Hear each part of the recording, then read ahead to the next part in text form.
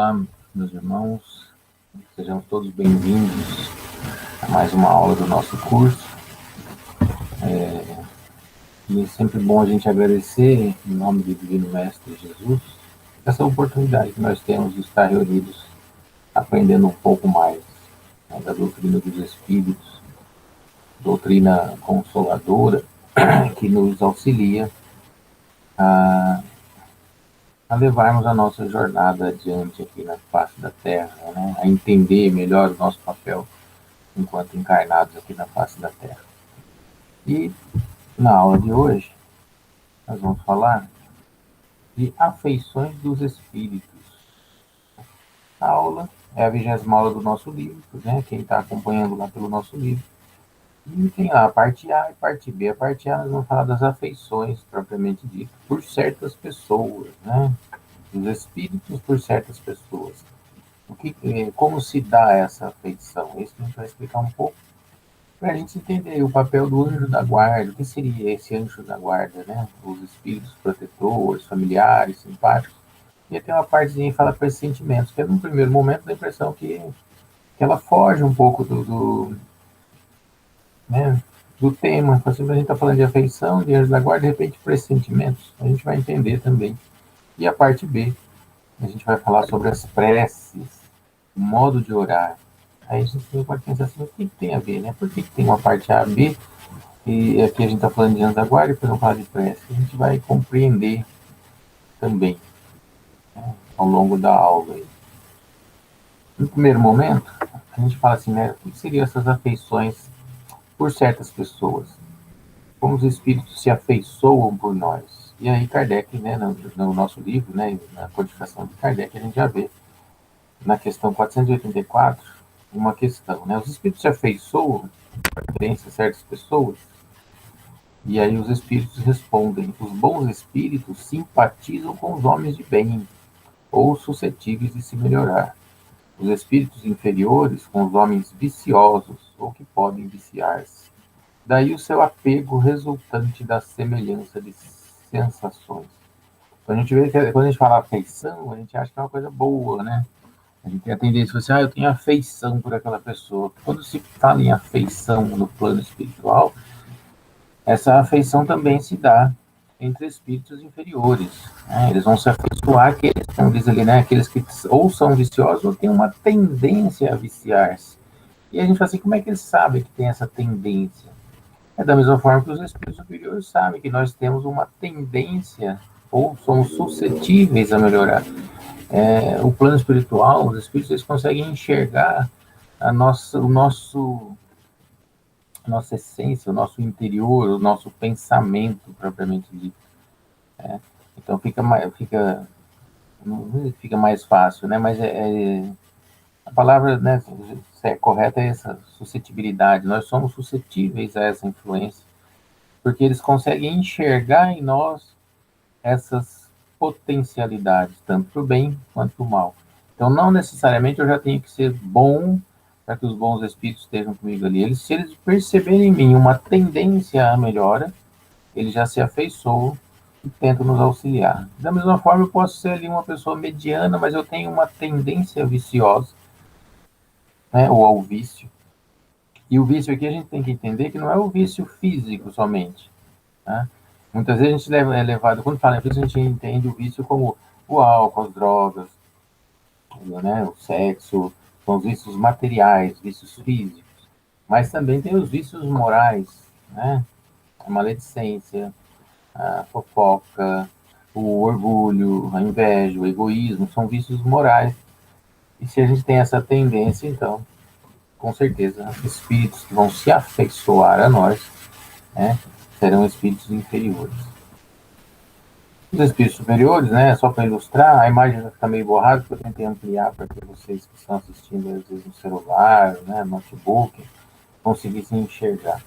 Espíritos superiores se afeiçoam àqueles que têm a tendência a se melhorar, ou estão se melhorando. E aqui a imagem, né, uma ilustração do momento em que Emmanuel se apresenta para Chico Xavier, né, um espírito já superior, um espírito já, né, a caminho da sua, já certa potencialidade espiritual, se apresenta do Chico, que está ali ainda, está aqui encarnado, está com as suas tarefas mediúnicas, né? Então, era uma afeição que já vinha de longa data. Para quem não conhece a história, vale a pena conhecer a história de Chico, através da sua biografia. A gente vê que essa afeição de Emmanuel e de Chico é uma coisa que data aí há mais de 2000 anos. E aí eu também aqui, né, que os espíritos se afeiçoam, né, só para ilustrar, para deixar marcado essa afeição espiritual com espíritos viciosos, entre espíritos viciosos, né? Então, quem consegue observar, a gente vê aí, né, tá aí na mesa, não, né, parece que tá tudo bem, mas os espíritos estão ali em volta, porque são afeições que nós atraímos para nós. E aí ele fala também, no nosso livro, fala dos espíritos familiares, né? Os que se afeiçoam por nós, aqueles que já partiram, eles também podem se afeiçoar, né? Essa pode ser afeiçoar, já são afeiçoados aqui, mas essa afeição espiritual para nós, ela continua, eles vão continuar aqui velando por nós quando possível, tá, gente? A gente não pode entender, lendo esse trecho, lendo a codificação, que essa afeição, o simples fato de termos sentimento, ou aqueles que não têm sentimento partindo antes de nós, eles já estão aptos a poder vir e cuidar de nós. Tá? Não é assim que se dá o processo. Às vezes o espírito ele não tem condições, então a gente tem que entender isso. Agora, se era uma pessoa boa, uma pessoa que estava melhorando, ela continua essa sua melhora. Agora, às vezes a pessoa é viciosa, tem muitos desafetos, vai pronto, morreu, virou santo, agora cuida de mim. Não é assim que funciona, tá? A gente está falando então dessas afeições. Essa afeição pode ser de espíritos superiores, espíritos inferiores também, e os espíritos familiares, aqueles que nos antecederam no plano espiritual e que nutrem por nós uma afeição. Tá? E não é porque era parente, sabe? Eu tenho lá um tio, ele era uma pessoa tão boa, mas em vida eu nunca demonstrei afeto por ele, e isso acabou ocasionando aí um distanciamento entre nós. Então não é porque agora ele está no plano espiritual que ele vai ser o anjo da guarda de todo mundo, não vai. Tá? Tem que ter uma afeição sincera, a gente tem que nutrir essa afeição sincera.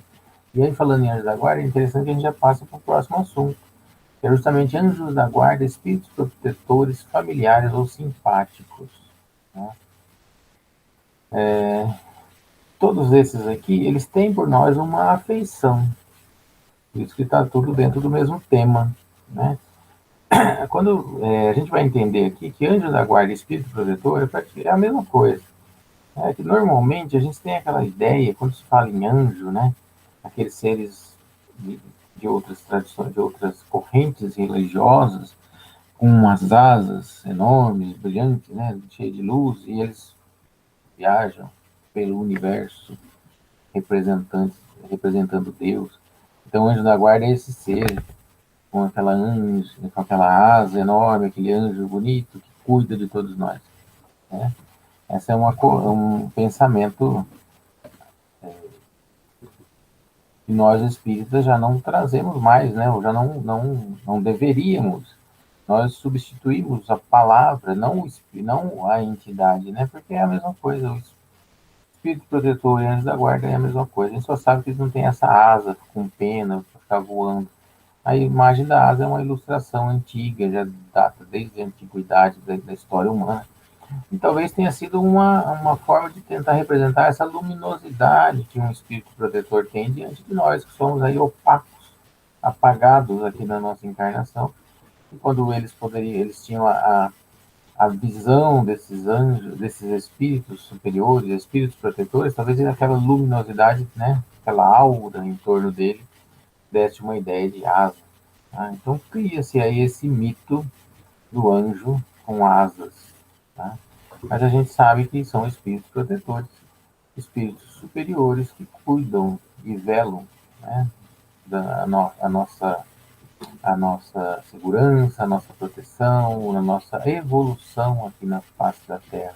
E aí, né, eu até coloquei essa imagem aqui para ilustrar para a gente essa evolução. Por que esses espíritos são superiores? Né? Por que essa luminosidade? Por que eles nos tutelam?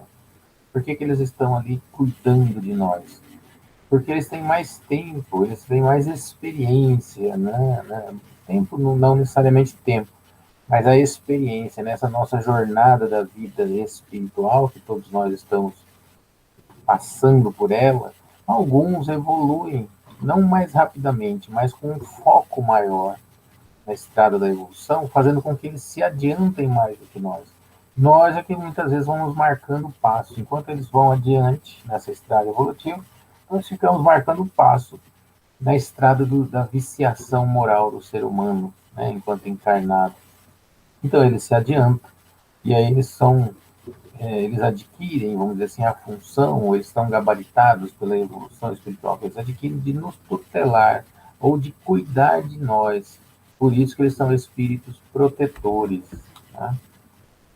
Que velam por nós. Um espírito protetor, né, vulgarmente, assim, vulgarmente não, mas a grosso modo, conhecido por todos nós como anjo da guarda, ele é nosso, não nosso como propriedade. Ele me tutela, a mim. Às vezes, ele pode até ampliar esse cuidado, essa tutoria para outros. Aí eu trouxe essa imagem que é interessante, que a gente vê assim, o anjo, ele tá, né, o espírito ali, ele está voltado para o cuidado com o menininho, mas a outra mãozinha está na direção da menininha, então ele também cuida. Não é que isso para a gente entender que ele não é fixo a nós. Esse espírito ele tem liberdade, mas ele assumiu um papel de cuidar de nós, né? Por isso que ele é o nosso tutor, é aquele que cuida de nós. Ele no nosso planejamento ou na nossa vinda aqui para o plano físico, esse espírito ele assume o papel de nos tutelar, de nos proteger, tá?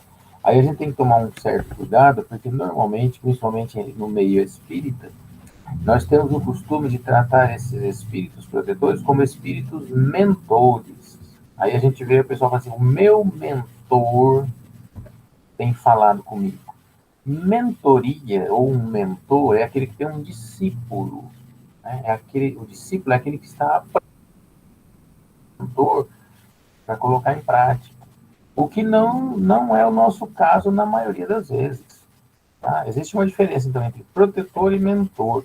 Se eu me predisponho a trabalhar no bem, se eu venho encarregado de uma tarefa no bem, como era o caso de Chico Xavier, ele tem um mentor.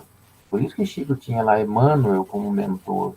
A maioria de nós temos protetores, porque nós somos como essas crianças pequenas que estão aí na imagem, sempre prestes a aprontar alguma coisa, sempre prestes a deslizar na nossa jornada aqui na Terra. Dá para entender? É aquela criança curiosa que está sempre tentando colocar o dedo em alguma tomada, querendo pegar alguma coisa afiada, uma faca, alguma coisa pontiaguda. É aquela criança arteira.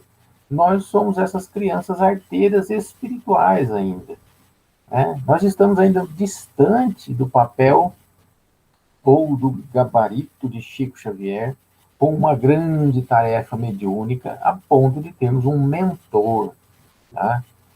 Então, a gente tem que ficar bem atento a isso. E outra, espíritos protetores raramente falam conosco. Eles cuidam de nós à nossa volta, mas de uma forma bem sutil. E o que a gente mais vê muitas vezes aí dentro dos centros espíritas é justamente mentores dando comunicação, não, e não é nem com outros, né? Não é o meu mentor falou através de tal médico. Ele fala direto comigo. Ele fala o tempo todo. Ele fala na minha casa, ele fala na rua, ele fala no mercado, ele fala na profissão. Ficar atento com isso, tá, gente? Mentor que fala muito, tá? A gente sabe que até papagaio fala. Se até papagaio fala, mentor que fala muito, a gente tem que ver bem se é mentor ou se é uma daquelas afeições que percebem em nós uma tendência à viciação e fala assim, opa, aquele ali tem uma tendência a gostar de aparecer, aquele ali tem uma tendência ao orgulho, aquele ali tem uma tendência à vaidade, ao egoísmo, né? E também, lógico, os outros vícios, né? Vícios físicos, como a gente falou também. Se ele percebe isso, ele não vai chegar para ele e falar assim, então, eu gostei aí dos seus vícios, tô vendo que você é um sujeito vicioso, vou ficar aqui com você. Ele não vai falar isso, né, gente? Se ele falar isso, o que a gente vai fazer? Correr para um centro espírita e pedir, tire esse obsessor de mim. O que a gente vai fazer? Né? Vai pedir para afastar. Vai tentar falar, nossa, se eu estou atraindo esse tipo de espírito para mim, eu quero me livrar disso. Então a gente vai tentar se melhorar. Como ele não quer que a gente melhore, ele vai fazer o quê? Ele vai chegar falando que é o nosso mentor. Então gravem bem isso, tá? A maioria de nós temos os espíritos que nos protegem, os nossos protetores. E também, se quiser falar assim, meu anjo da guarda, né? Tá certo que a gente ainda vai estar falando aí num linguajar ainda de correntes da igreja, mas né, se a gente está buscando melhorar o nosso conhecimento, então vamos falar corretamente, espíritos protetores e mentores. Instituições têm mentores, grandes, né, tarefeiros têm mentores. Eu não estou aqui desmerecendo ninguém, né?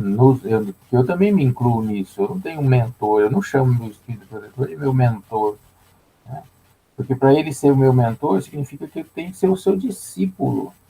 E eu sou protegido. A gente está inserido num contexto do mundo aqui que a gente precisa de proteção, porque a gente ainda vive aprontando, né? Esse aprontar, assim, não é aprontar, é isso, é esse aprontar, a gente vive escorregando, a gente vive pisando na bola, né? Vamos dizer assim, um termo bem simples para a gente entender bem. A gente pisa na bola constantemente, seja num pensamento, seja num julgamento, seja na emissão da nossa palavra, num olhar para alguma coisa que a gente deveria olhar. A gente está sempre pisando na bola. Então, esse espírito ele vai olhar para a gente, ou ele vai se arrepender, ele vai ser aquele professor, aquele mentor, que vai falar, caramba, que aluno que eu peguei, né? Para mentorar, para ser o mentor dele. Então, vamos pensar bem nessa situação, né? Então ele não tem essa asa aí, essa aparência de anjo, mas ele está sempre ali cuidando de nós, tá? Nos colocando no bom caminho, velando a distância não, mas em silêncio. Como é que ele vai falar conosco?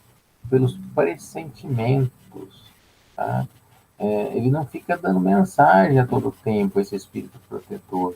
Mas nós temos algo em nós que nós desconhecemos, que às vezes chamamos de sexto sentido, ou premonição, mas não. A forma que os espíritos nos aconselham é através desses pressentimentos. Como diz Allan Kardec no livro dos Espíritos, o pressentimento, Allan Kardec não, né? Os espíritos dizem para Kardec no livro dos Espíritos, o pressentimento é o conselho íntimo e oculto de um espírito que vos quer bem. Olha só, e a gente normalmente não dá ouvidos a esses pressentimentos. Tem gente que pode falar assim, eu não tenho esses pressentimentos. Não, a gente tem, é que a gente não dá ouvidos. E a gente não tem dado ouvidos a esses pressentimentos há muito, muito tempo, tá? Então ele vai ficando meio que oculto, sabe aquela vozinha distante? Quando a gente dá, quando a gente tem essa sintonia com o nosso protetor, né, o pressentimento ele vem mais direto, ou a gente se sente mais.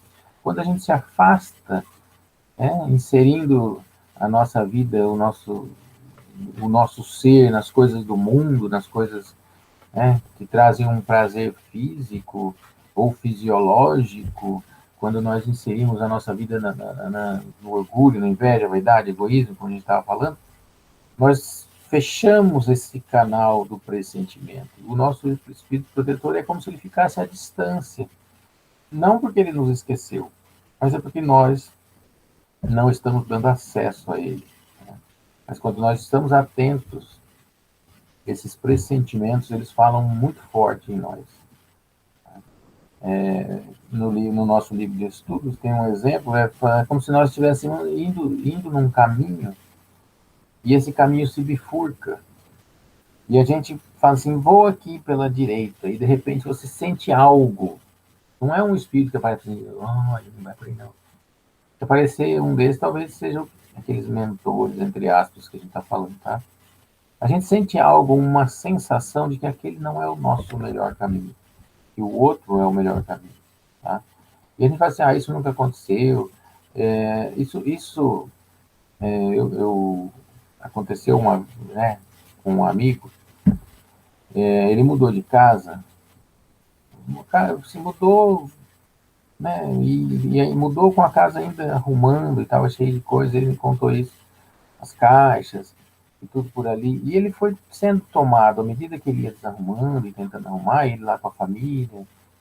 À medida que ele ia desarrumando isso, ele foi sendo tomado, vamos dizer assim, por esse pressentimento de que algo poderia acontecer. E isso foi assim, foi coisa de uns 3, 4 dias, ele foi sentindo, ele sabia o quê, mas ele foi pressentindo algo de ruim. E esse amigo, ele fazia o evangelho no lar. Numa noite anterior do ocorrido, né, foi um assalto na residência dele, ele fez o evangelho com a família e ele pegou a filha, que era pequena, e falou para ela assim, olha, né, com aquele já pressentimento assim, se um dia algo acontecer aqui nessa casa, se a gente for assaltado, se alguém tentar entrar aqui, você não grita, não sai chorando, porque, né, às vezes a irritação, a criança chorando alto, né, o bandido descontrolado com uma arma, a gente não sabe o que pode acontecer. Então você vai manter a calma, você vai correr pro pai, você vai ficar com seu pai, né, vai ficar aqui comigo, né, falando para filho. E, e vai passar, a gente tem que ter fé, mas assim, se acontecer, não sai desesperado, não sai gritando, mantenha calma. E a criança tinha ali por volta de 4, menos que 5 anos, se não me engano. E passou a criança, né? Criança, concordou, tá? E foi, né? Passou esse dia e no dia seguinte, dito e feito. Enquanto ele continuava lá a arrumação, a criança brincava perto do portão, no quintal da casa. E ele ouviu um barulho, como se alguém chacoalhasse o portão, e a filha começou a gritar. E ele achou que fosse alguém tentando pegar a filha pelo portão. Quando ele saiu correndo, não eram 3 ladrões que haviam pulado do lado de dentro. Né? E a filha, o que ela fez? Ela correu para o fundo procurando pelo pai, conforme a orientação que ele tinha dado na noite anterior. Né? E aí ele também tentou manter a calma, pediu para o assaltante, né, deixa eu só pegar minha filha. Aí eles sentaram no sofá, ela ficou quietinha, como ele tinha orientado, né? Ninguém gostaria de passar por esse momento, foi um momento difícil, eu imagino, mas acabou tudo bem. Mas essa historinha é só para ilustrar essa coisa do pressentimento. Não aparece um espírito falando assim, olha, tal dia vai acontecer isso, olha, cuidado, olha, reforça a segurança. Tem gente que pode falar que isso foi imprudência, mas que imprudência que pode ter sido, portões fechados, tudo ali certinho. Não, às vezes são provas que os espíritos têm que passar, como diz aí o nosso livro de estudos, como, né, retirado lá do livro dos espíritos. Nós, quando encarnamos, nós sabemos a natureza das provas pelas quais nós vamos passar. Nós não sabemos as datas, mas a natureza dessas provas. Momentos difíceis que nós passaremos na nossa existência, nós temos uma noção. Tá? Quando esses momentos vão se chegando, esses nossos espíritos protetores, eles vêm e nos fortalecem na fé, se nós estivermos atentos a essa intervenção espiritual. Para que a gente se mantenha atento ou se mantenha em contato para essa intervenção, a gente tem que fazer o quê? Seguir o Evangelho de Jesus, né? Aprender sobre o Evangelho e colocar em prática.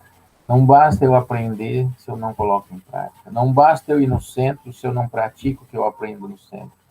Né? Não adianta eu fazer o curso e achar que isso me basta. Se eu não aprender aqui dentro do centro espírita e colocar em prática no meu cotidiano, eu não estou mantendo esse contato com os bons espíritos. E aí o que acontece? Acontece que a gente vai passar pelas provas com muito mais dificuldade, sem preparo, com desespero, sem resignação, sem paciência, né? E muitas vezes nós podemos falhar ao passar por essas provas. Daí a importância de nós estarmos atentos e em contato com os nossos espíritos protetores através dos bons sentimentos, das boas atitudes, principalmente, e da prece. Né? E aí a gente entra justamente nesse trecho das preces, é a parte B, preces inteligíveis, modo de orar. O que seriam essas preces inteligíveis? Vamos ver aqui o que eles nos falam. Paulo fala aos Coríntios: se eu, pois, não entender o que significam as palavras, serei um bárbaro para aquele a quem falo. E o que fala, sê-lo-á para mim do mesmo modo. Né? Porque se eu orar numa língua estrangeira, verdade é que meu espírito ora, mas o meu entendimento fica sem fruto. Mas se louvares com o espírito que ocupa o lugar do simples povo, como dirá amém sobre a tua bênção?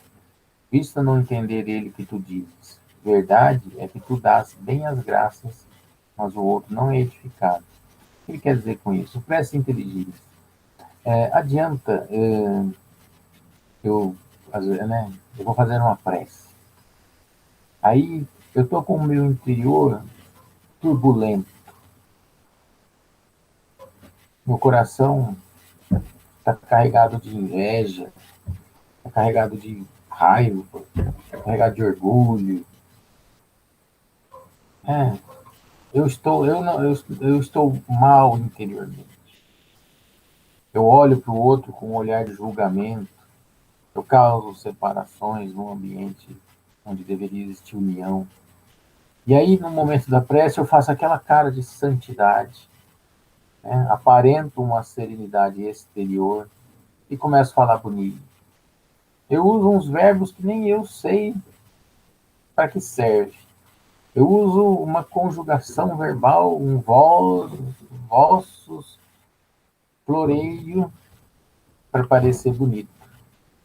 Mas o meu coração, né, tá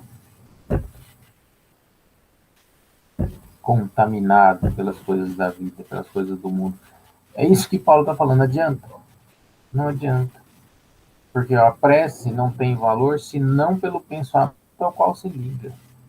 Porque o que não se compreende não toca o coração. Então, o que ele está falando aqui, palavras bonitas, verbos conjugados em tempos verbais que a gente não usa no nosso dia a dia, não significam nada. Né? É só floreio. A prece tem que vir de dentro, do coração, do sentimento. A prece é sentimento. É o que ele fala aqui. Ó. Né? A gente vai falar, é como se a gente está enganando, está querendo enganar. A gente não está atingindo a Deus, a gente não está chegando até Deus com a prece. Tá? Então, prece inteligível é isso. Você falar, falar, falar, falar, falar, e não fala nada. Você encheu de palavra, e pede, e agradece, e louva, tudo numa mesma prece, e no final fica uma sensação de vazio, porque essa prece ela não chegou até Deus, ela não atingiu o objetivo. Isso é uma prece inteligível. Tá? A prece ela tem que ser compreendida, tem que ser emitida com o coração. Aí eu lembro de uma historinha, eu já contei algumas vezes, eu vi, se não me engano, numa palestra de Divaldo Franco, e também o Estevão Camolese conta essa história, né? Vou resumir ela. Era um senhor bem simples, e analfabeto, e ele não sabia falar direito, ele tinha muita dificuldade na fala. E ele gostava de ir às missas, né? Isso aconteceu no interior, né? E ele ia à missa. E ele via lá o padre, a gente pode traduzir isso também como o centro, né? Ele podia ver o padre, ouvir o palestrante, ouvir o pastor. Ele ouvia aquelas palavras bonitas e a oração no final, né? Mas essa história original ela acontece numa igreja. Então ele viu o padre falando, falando, e ele ficava tão tocado com aquilo, e ele queria saber falar com o padre, mas ele não conseguia. E então ele esperava. Quando acabava a missa toda, ele mal conseguia seguir o Pai Nosso ali, né? Porque ele se atropelava nas palavras. Ele ia até o crucifixo e aí olhava para Jesus e falava assim: Senhor, o Zé está aqui. Todo dia ele fazia isso. E o padre, às vezes até o padre chegou até a tentar ele a aprender a fazer uma oração mais elaborada, mas ele não conseguia. Então todos os dias ele ia lá e olhava: Jesus, o Zé está aqui. E aí passou um tempo, ele sumiu. Ele sumiu e o padre ficou preocupado, tá? Porque não via mais ele nas missas, não via ele com aquele jeito simples dele falar assim: Jesus, né? O Zé está aqui. E o padre foi procurar informações, e pouca gente conhecia aquele senhor, ele não tinha parentes, ele era uma pessoa sozinha. E o padre pesquisando, ele descobre que ele estava internado. E aí o padre fica condoído e vai até, né, fala, vou fazer uma visita. E aí, e aí quando ele chega, à Santa Casa de Misericórdia da cidade, o Zé estava lá internado, bem doentinho, fraquinho. E aí a enfermeira, né, dá as informações e fala assim, que bom, padre, que o senhor veio visitar. Ninguém veio visitar ele. Ele até pediu para colocar uma cadeira ali para quando viesse visita, mas até agora não veio ninguém, o senhor é o primeiro. Aí o padre fica triste com aquilo e você entra lá e fala assim, oh, né, conversa com ele fica feliz de ver o padre. Aí o padre fala assim, mas eu fiquei sabendo que, né, não tem vindo muita gente. Eu falei, não, todo dia eu recebo visita, seu padre. Aí o padre, mas como assim? Sim, todo dia eu recebo visita. Eu deixo até a cadeira ali para minha visita. Aí o padre fica olhando para ele com uma carinha curiosa. Ele fala assim: todo dia entra um jovem aqui bonito, senta ali e ele fala assim para mim: Zé, Jesus está aqui. Né? Então, para a gente ver o íntimo do nosso coração. Deus lê o íntimo dos nossos corações, perscruta o nosso pensamento e a nossa sinceridade. E considerá-lo mais sensível à forma do que ao fundo seria rebaixá-lo, rebaixar a Deus. A gente achar que Deus se importa muito mais com a forma como nós estamos falando do que como nós realmente sentimos. Tá? Então Deus lê o nosso íntimo. Então não adianta eu estar ali em uma reunião ou no momento do evangelho no lar, alimentando maus pensamentos e falando palavras bonitas. Tá? É mais fácil eu falar palavras simples e alimentar os bons pensamentos do que o contrário. E as propriedades da prece, as formas que nós podemos orar ou fazer a prece. Né? Nós podemos fazer de 3 formas. Isso daqui é lógico, são várias as formas. Uma forma simples como essa do Zé, né? Senhor, o Zé está aqui. Mas os Espíritos nos dão aí algumas dicas, uma forma, porque nós somos ainda presos a formas, né? De fazer, eu não sei como fazer. Então ele fala assim, ó, você pode pedir, louvar ou agradecer. Quando você pedir, solicita auxílio, né? Reconhece com humildade que sozinhos não somos capazes de modificar uma situação. Recorrer a Deus em busca de equilíbrio, força, paciência, alívio e, se possível, e coragem para vencer as provas e as expedições dessa existência. Aí tem no slide que ficou sobreposto ali, está escrito assim, e o que temos pedido? Olha só, o que temos pedido? A gente solicita auxílio? Muitas vezes. Mas como é esse auxílio? Muitas vezes o auxílio é assim, Senhor, me ajuda a passar na prova. Né? Se houvesse um diálogo ali direto com Deus, Deus ia falar assim para a gente, você estudou na prova? Para a prova? Não. Como é que eu vou te auxiliar? Senhor, cura minha doença. Você está se cuidando? Você está cuidando do seu corpo físico? Se alimenta direito? Bebe bastante água? Não. Como eu posso te auxiliar? Né? Então a gente tem que ver assim, o que será que a gente tem que pedir? Senhor, me ajuda a ganhar na loteria, que eu vou dar metade para caridade. Será que a gente daria metade? Será que a gente daria 10%? 1%? Será? Reconhecer, então, com humildade, não somos capazes de modificar a situação, paciência, força, resignação, muitas vezes, diante das nossas provas e expiações. É isso que a gente tem que pedir. Louvar, reconhecer a grandeza e a supremacia de Deus sobre todas as coisas, aceitando como Criador, causa primária de tudo que existe, bendizendo-lhe o nome.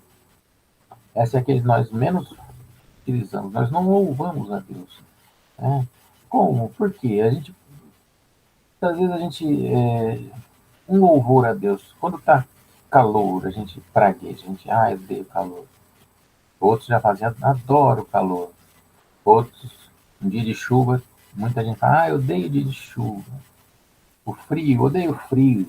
Então a gente está sempre nessas coisinhas birrentinhas, né? Até de criança. Não gosto de calor, não gosto de frio. Tudo isso é necessário, faz parte da criação do nosso planeta, das leis que regem aqui o nosso planeta. né, subordinadas às leis divinas, tudo isso faz parte, e a gente está ali sempre reclamando. Ah, se tá calor, tá ruim, se tá frio, tá ruim, se tá chovendo, tá ruim, se não chove, meu Deus, o mundo vai acabar em seca. E a gente não consegue olhar para um pôr do sol bonito e louvar, assim, né? Reconhecer assim, olha que obra maravilhosa é a criação divina. A gente não consegue. Então essa é a que menos fazemos, tá? O louvar a Deus. E agradecer, reconhecer as inúmeras bênçãos. Esse, então, eu acho que louvar a gente até louva, né? Às vezes quando a gente até mais, louva mais do que agradece. Porque muitas vezes nós não somos atendidos naquilo que nós pedimos, porque nós não sabemos pedir, e já que a gente não a recebe pedimos, nós não agradecemos. Né? É raro a gente saber agradecer, porque a gente tem que reconhecer as inúmeras bênçãos recebidas, ainda que em diferentes graus de aceitação. Receber a bênção da alegria, a bênção do trabalho, a bênção da oportunidade de servir, a bênção da esperança, a bênção da família, a bênção dos amigos, a bênção da dádiva da vida. Quantas vezes nós agradecemos pela nossa vida? Quantas vezes nós agradecemos por acordar de manhã?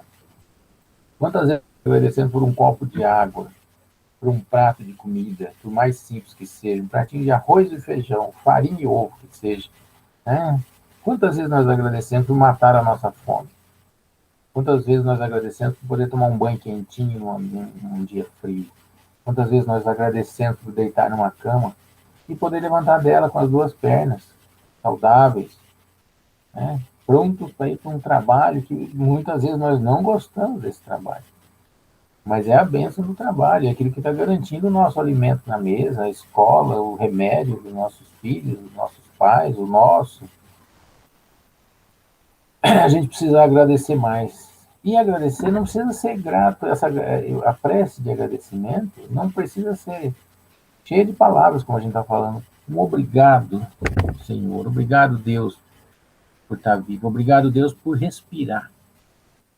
Obrigado por estar lutando aqui na Terra, para continuar a minha jornada sem esmorecer. Obrigado pela saúde que eu tenho.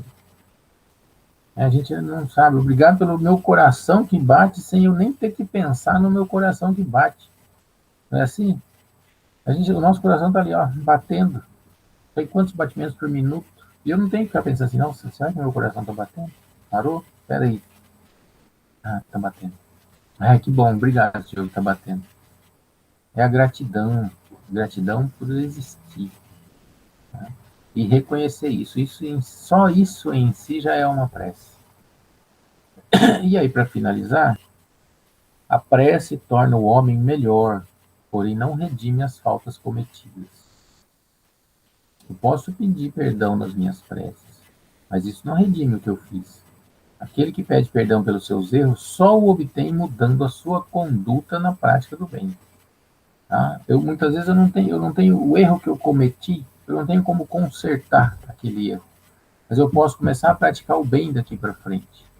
Tá? Eu fiz algum mal para alguém e eu peço perdão, e o perdão vai ser concedido à medida que eu mude e que eu comece a praticar o bem nessa existência e em outras existências também. Eu começo, o importante é eu começar. Eu errei, eu peço perdão e me jogo à prática do bem.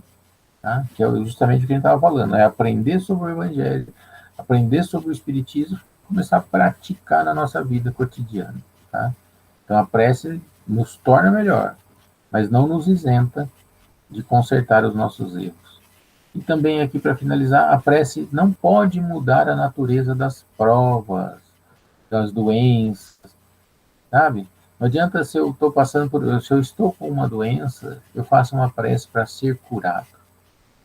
E às vezes eu não sou atendido, ou alguém que eu ame, eu peço a cura para aquela pessoa, e eu faço minhas preces todos os dias, eu vou no centro, eu ponho o nome em lista de prece, eu mando mensagem para quem faz oração, põe meu nome na sua. A gente faz, né? E esquece de fazer a nossa. Mas o foco disso tudo é que não muda.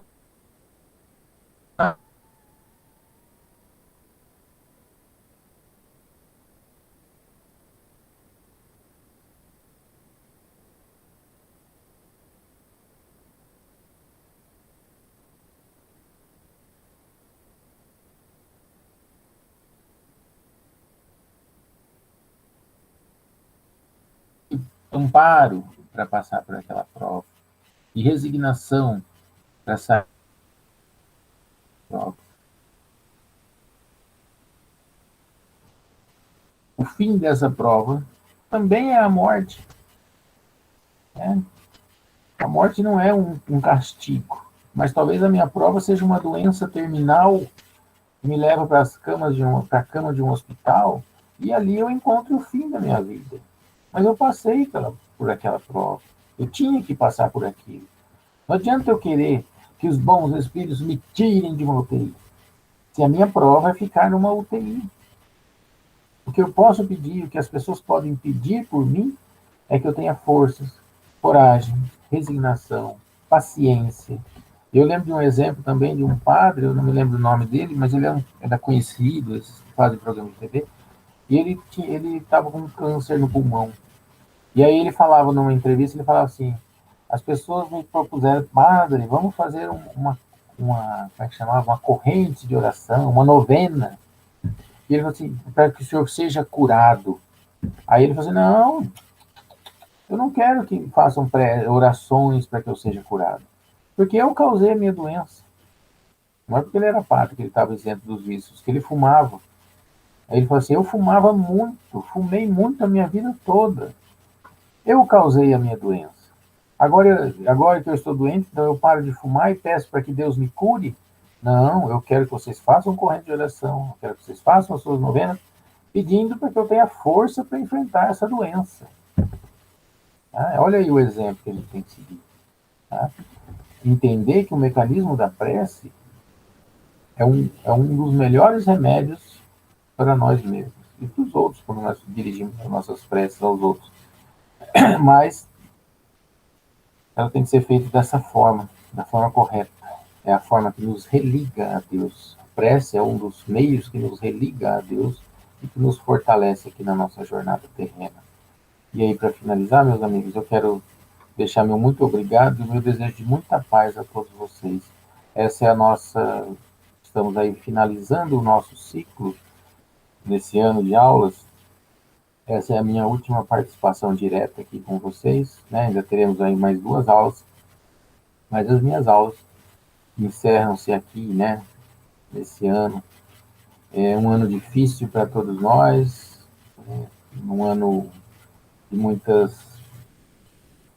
perdas de vidas físicas, muitos retornos à pátria espiritual, muito triste para muitos de nós. Perderam não, olha só, eu também, né, como nós somos condicionados ao pensamento quando ele é triste, mas muitos de nós que tiveram seus entes queridos retornando da pátria espiritual, vamos pensar dessa forma, né? Cumpriram as suas provas aqui na Terra, retornaram ao plano espiritual, deixando em nós saudades. Então foi um ano complicado, um ano difícil, em que nós tivemos que nos distanciar fisicamente das nossas aulas, que eram sempre tão prazerosas, ali o contato com todos, né, vocês, a troca de informações, a troca de perguntas, isso é o importante, perguntas, contato, troca. Eu aprendo muito mais, eu aprendo e consigo passar um pouco mais do que eu já tenho para vocês quando a gente tem essa troca, olho no olho. Tá? O ser humano é um ser gregário, é um ser social, já dizia os filósofos, né? Somos um ser social, nós precisamos do contato. E por mais que as redes sociais, a tecnologia nos permita falar uns com os outros dessa forma, nós ainda sentimos falta do contato com as pessoas, tá? Da presença, não precisa estar abraçando, não, mas só o fato de estarmos perto, interagindo, trocando essa energia de aprendizado, né? essa energia boa dentro de um centro espírita, isso nos faz muita falta. Tá? Então, que possamos ter para o próximo ano um retorno, né? Sempre confiantes na ciência, amparada pelos bons espíritos, porque nós sabemos que os bons espíritos podem auxiliar a ciência. É até uma forma de fazer a prece. Muitas vezes nós pedimos, Senhor, ajuda a chegar na vacina. Vamos pensar nos bons espíritos, né, nos cientistas, vamos direcionar nossas preces para os cientistas, porque nós pensamos em nós. Vamos mentalizar os cientistas que estão aí fazendo as pesquisas com remédios, com vacinas, pedir o amparo dos bons espíritos e a iluminação para que eles consigam chegar satisfatoriamente a um remédio, a algo que nos auxilie, tá bom? Então, eu agradeço a todos vocês que iniciaram esse ano o curso conosco. Começamos lá presencialmente, vamos encerrar aí dessa forma online, esperando sempre e confiantes de que, de alguma forma, possamos retornar, estar fisicamente juntos, aprendendo sempre mais. Aos outros colegas dos outros cursos, que também às vezes dão uma passadinha aqui para assistir às nossas aulas, também o meu muito obrigado por terem feito parte conosco desse time de expositores e alunos, né, compartilhando aprendizados. Tá bom? Muito obrigado e muita paz a todos. Que nós tenhamos um bom aproveitamento das duas próximas aulas que ainda virão. Tá? Não acabou, como eu disse. Acabou a minha participação. Estou encerrando ela hoje aqui. Mas teremos ainda outras duas aulas. E para o grupo nosso lá do Básico 1 especificamente, nós estaremos lá também no grupo do WhatsApp trocando informações junto com vocês. Tá? Mas é a última vez que eu estou aqui esse ano aí falando diretamente com vocês, passando um pouco do que a gente aprende no decorrer dos anos de estudo. Tá bom? Grande abraço a todos.